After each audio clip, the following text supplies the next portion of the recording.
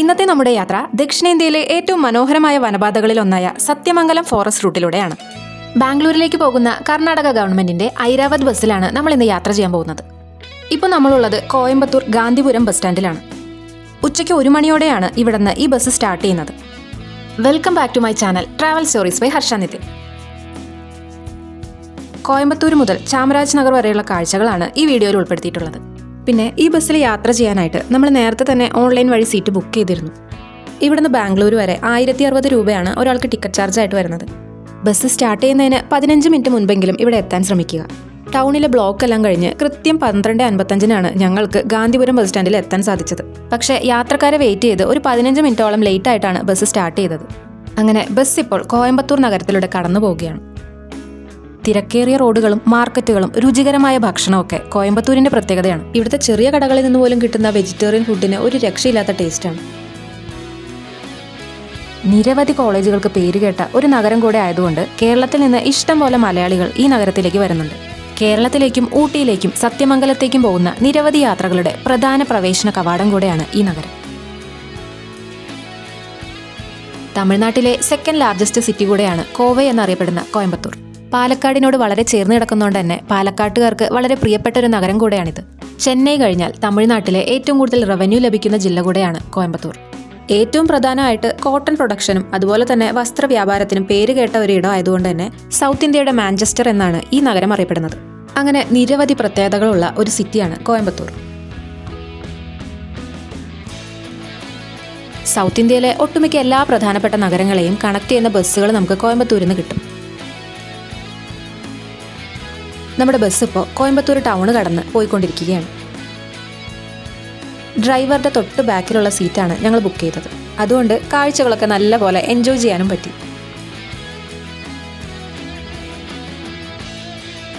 കുറച്ച് സമയത്തെ യാത്രയ്ക്ക് ശേഷം 2:50 സത്യമംഗലം ടൗണിലെത്തിയത്.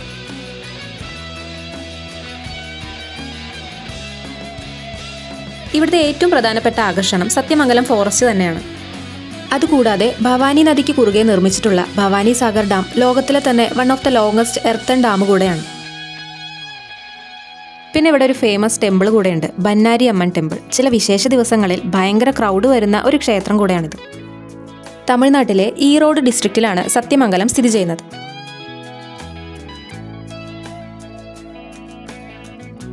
സത്യമംഗലം ടൗൺ കഴിയുമ്പോൾ നമ്മൾ പതുക്കെ വനമേഖലയിലേക്ക് കയറി തുടങ്ങും. പിന്നെ കുറേ സമയത്തേക്ക് കാടിൻ്റെ കാഴ്ചകൾ ആസ്വദിച്ചുകൊണ്ടുള്ള യാത്രയാണ്. രാവിലെ നേരത്തെയോ അല്ലെങ്കിൽ വൈകുന്നേരം സമയത്തൊക്കെയാണ് ഈ റൂട്ടിലൂടെ യാത്ര ചെയ്യുന്നത് എന്നുണ്ടെങ്കിൽ നമുക്ക് നല്ലപോലെ അനിമൽ സൈറ്റിങ്സും കിട്ടാൻ സാധ്യതയുണ്ട്. ഉച്ച തിരിഞ്ഞിട്ടുള്ള ഈ സമയത്ത് യാത്ര ചെയ്തിട്ട് പോലും ഞങ്ങൾക്ക് കുറച്ച് അനിമൽസിനൊക്കെ കാണാൻ പറ്റി. വെസ്റ്റേൺ ഘട്ടിനെയും ഈസ്റ്റേൺ ഘട്ടിനെയും തമ്മിൽ കണക്ട് ചെയ്യുന്ന ഒരു നാച്ചുറൽ കോറിഡോറാണ് ഈ സത്യമംഗലം ടൈഗർ റിസർവ്. അതുമാത്രമല്ല തമിഴ്നാട്ടിലെ ഏറ്റവും വലിയ വന്യജീവി സങ്കേതം കൂടെയാണിത്.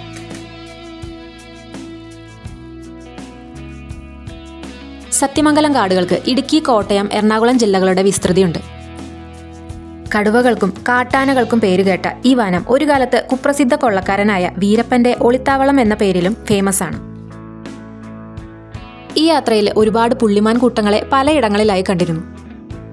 3 പതിറ്റാണ്ട് കാലമാണ് വീരപ്പൻ സത്യമംഗലം കാടുകൾ അടക്കി ഭരിച്ചിരുന്നത്. ഏകദേശം 2000-ഓളം ആനകളെ കൊന്ന് ആനക്കൊമ്പ് കടത്തുകയും കോടിക്കണക്കിന് രൂപയുടെ ചന്ദനമരം മുറിച്ചു വിൽക്കുകയും ചെയ്തിട്ടുണ്ട്. കൂടാതെ പോലീസുകാരും വനം വകുപ്പ് ഉദ്യോഗസ്ഥരും അടങ്ങുന്ന 184-ലധികം ആളുകളെയാണ് വീരപ്പൻ കൊലപ്പെടുത്തിയിട്ടുള്ളത്. പണത്തിനു വേണ്ടി നിരവധി പ്രമുഖരെ വീരപ്പൻ തട്ടിക്കൊണ്ടുപോയിട്ടുണ്ട്. കന്നഡ സിനിമാ താരം രാജ്കുമാറിനെയും അത്തരത്തിൽ തട്ടിക്കൊണ്ടുപോയിട്ടുണ്ട്. ഈ കാടിന്റെ പല ഭാഗങ്ങളിലായി ഭക്ഷണം, പണം, ആയുധങ്ങൾ എന്നിവ വലിയ പെട്ടികളിലായിട്ട് വീരപ്പൻ കുഴിച്ചിട്ടതിന് റിപ്പോർട്ടുകളുണ്ട്. 2004 ഒക്ടോബറിൽ പോലീസിന്റെ വെടിയേറ്റ് കൊല്ലപ്പെടുന്നതുവരെ പോലീസിന്റെയും വനം വകുപ്പിന്റെയും ഒരു പേടി സ്വപ്നമായിരുന്നു ഈ കൊടും കുറ്റവാളിയായ വീരപ്പൻ. വീരപ്പനെ കീഴടക്കിയ വാർത്ത ന്യൂസ് ചാനലുകളിൽ വന്നത് ഞാൻ ഇന്നും ഓർക്കുന്നു. 3 സംസ്ഥാനങ്ങളിലെ പോലീസും അർദ്ധസൈനിക വിഭാഗവും ചേർന്ന് രൂപീകരിച്ച സ്പെഷ്യൽ ടാസ്ക് ഫോഴ്സ് വർഷങ്ങൾ നീണ്ട തിരച്ചിലിനൊടുവിൽ ഓപ്പറേഷൻ കൊക്കൂൺ എന്ന ദൗത്യത്തിലൂടെയാണ് വീരപ്പനെ വെടിവെച്ചു കൊന്നത്. 27 ഡേഞ്ചറസ് ഹെയർപിൻ ടേണുകളുള്ള ദിംബം ഗാർഡ് സെക്ഷനും ഈ റൂട്ടിലാണുള്ളത്. 14 കിലോമീറ്ററിലായാണ് ഈ ഗാർഡ് സെക്ഷൻ സ്ഥിതി ചെയ്യുന്നത്. ഈ റൂട്ടിലൂടെ ഹെവി വെഹിക്കിൾസ് ഓടിക്കുന്ന ഡ്രൈവർമാരെ അഭിനന്ദിക്കാതിരിക്കാൻ വയ്യ. ചെറിയ ശ്രദ്ധക്കുറവ് തന്നെ അപകടങ്ങൾ ഉണ്ടാക്കി വയ്ക്കുന്ന ഒരു ഡേഞ്ചറസ് ആയിട്ടുള്ള ഗാർഡ് സെക്ഷൻ കൂടെയാണിത്. ചുരം കയറി മുകളിലെത്തുമ്പോൾ നല്ല അടിപൊളി കാഴ്ചയാണ് നമുക്ക് കിട്ടുന്നത്.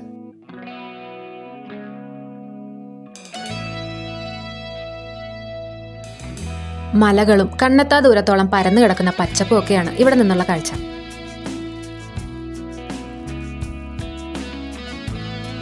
ഇവിടെ നിന്ന് നോക്കുമ്പോഴാണ് ശരിക്കും കാടിന്റെ ആ ഒരു വലിപ്പവും ഭീകരതയും നമുക്ക് മനസ്സിലാവുക.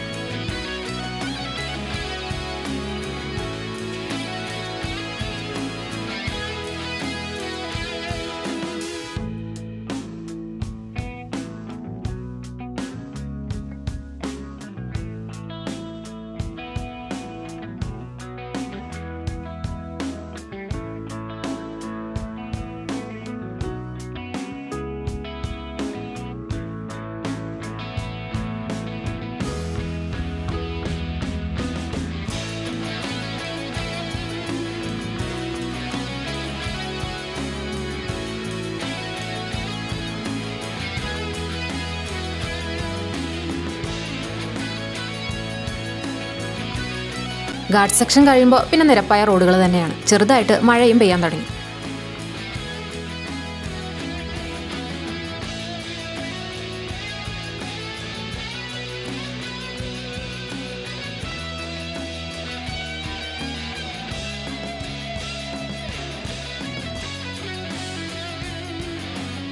കുറച്ച് സമയം കഴിഞ്ഞപ്പോൾ പിന്നെ നല്ല ശക്തമായിട്ടുള്ള മഴയാണ് പെയ്തത്.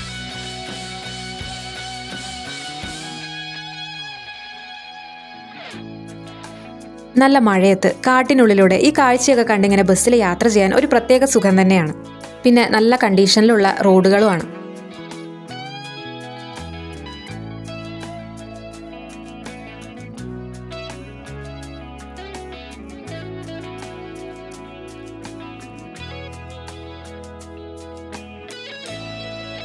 നാല് മണിയൊക്കെ കഴിഞ്ഞപ്പോൾ ഒരു ഹോട്ടലിൽ ബസ് കുറച്ച് സമയം നിർത്തി തന്നു. ഞങ്ങളിവിടെ ടോയ്ലറ്റ് യൂസ് ചെയ്തതിന് ശേഷം നേരെ ഹോട്ടലിൽ പോയിട്ട് അത്യാവശ്യം കഴിക്കാൻ വേണ്ട ഫുഡൊക്കെ വാങ്ങി കയ്യിൽ വെച്ചു.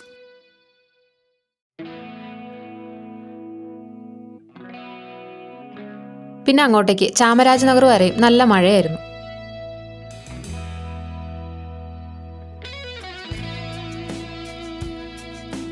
വഴിയിൽ ഇതുപോലെ 1-2 സ്ഥലങ്ങളിൽ നല്ല വലുപ്പമുള്ള മാനുകൾ ഇങ്ങനെ റോഡ് ക്രോസ് ചെയ്യുന്നുണ്ടായിരുന്നു.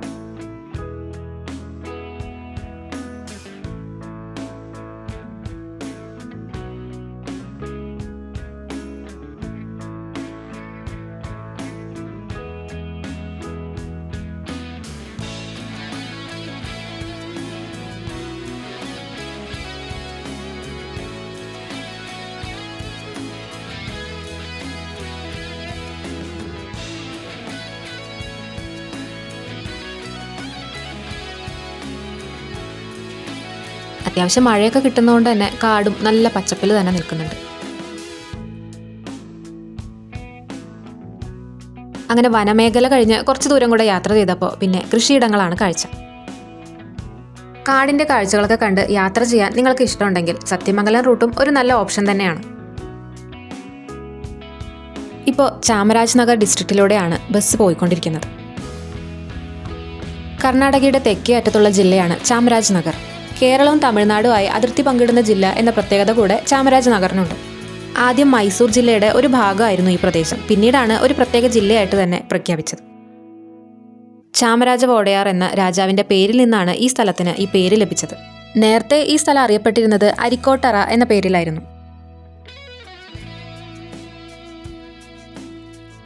ചില സമയങ്ങളിലൊക്കെ മഴയൊന്ന് മാറി നിൽക്കുന്നുണ്ടെങ്കിലും കുറച്ച് കഴിയുമ്പോൾ ശക്തമായിട്ട് തന്നെ വീണ്ടും മഴ തുടങ്ങും.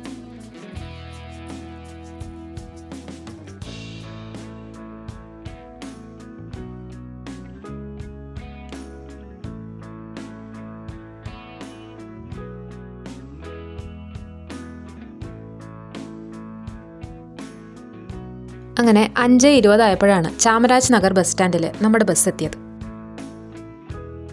ഒരുപാട് ടൂറിസ്റ്റ് സ്പോട്ടുകളുള്ള ഒരു സ്ഥലം കൂടെയാണ് ഇവിടെ.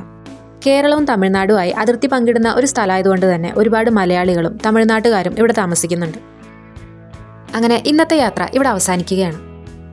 ഈ റൂട്ടിലൂടെ നിങ്ങൾ ഇതിനു മുമ്പ് യാത്ര ചെയ്തിട്ടുണ്ടോ? ഉണ്ടെങ്കിൽ എന്തായിരുന്നു നിങ്ങളുടെ എക്സ്പീരിയൻസ്? കമൻറ്റ് ബോക്സിലൂടെ ഞങ്ങളെ അറിയിക്കാൻ മറക്കരുത്. ഈ വീഡിയോ നിങ്ങൾക്ക് ഇഷ്ടപ്പെടുകയാണെന്നുണ്ടെങ്കിൽ വീഡിയോ ലൈക്ക് ചെയ്യാനും നിങ്ങളുടെ ഫ്രണ്ട്സിന് ഷെയർ ചെയ്യാനും മറക്കരുത്. പിന്നെ ഇതുപോലുള്ള കൂടുതൽ വീഡിയോകൾക്കായി ചാനൽ ഒന്ന് സബ്സ്ക്രൈബ് ചെയ്തും വെച്ചോളൂ. മറ്റൊരു ട്രാവൽ സ്റ്റോറിയായി നമുക്ക് വീണ്ടും കാണാം. Thank you for watching my video.